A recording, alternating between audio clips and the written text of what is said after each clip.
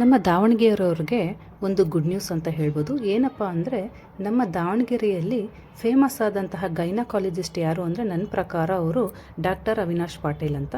ನೋಡಿ, ಇವರೇ ಗೈನಕಾಲಜಿಸ್ಟು. ಇವ್ರದ್ದು ರೀಸೆಂಟಾಗಿ ಒಂದು ಹೊಸ ಹಾಸ್ಪಿಟಲ್ನ ಓಪನ್ ಮಾಡಿದ್ದಾರೆ. ಅದರ ಹೆಸರು ಪಾಟೀಲ್ಸ್ ಲೈಫ್ ಕೇರ್ ಅಂತ.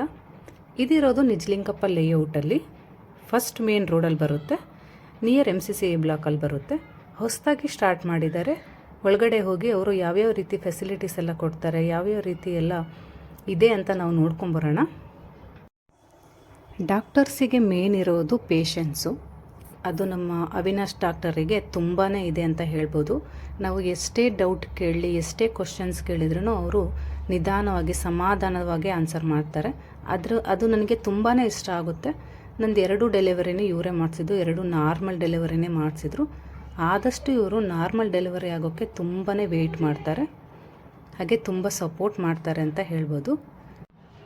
ಇದು ಒಂದು ಇನ್ಫಾರ್ಮೇಟಿವ್ ವಿಡಿಯೋ ಅಂತ ನಾನು ಹೇಳ್ಬೋದು.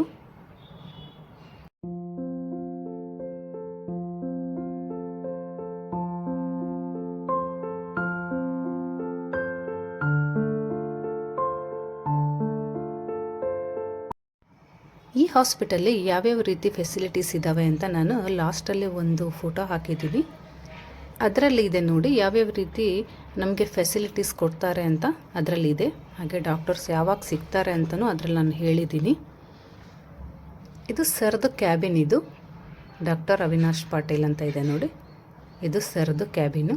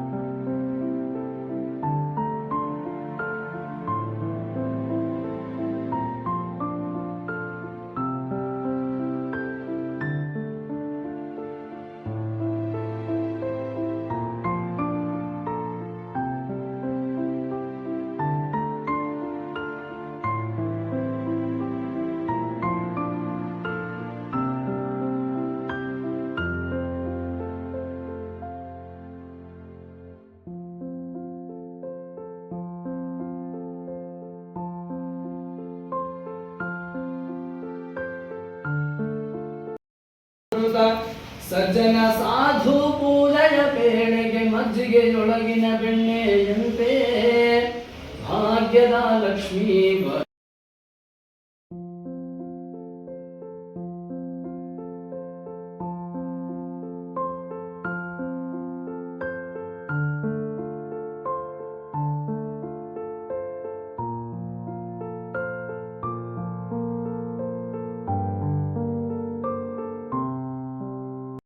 ಇದಾಗಿತ್ತು ಇವತ್ತಿಂದು ವಿಡಿಯೋ.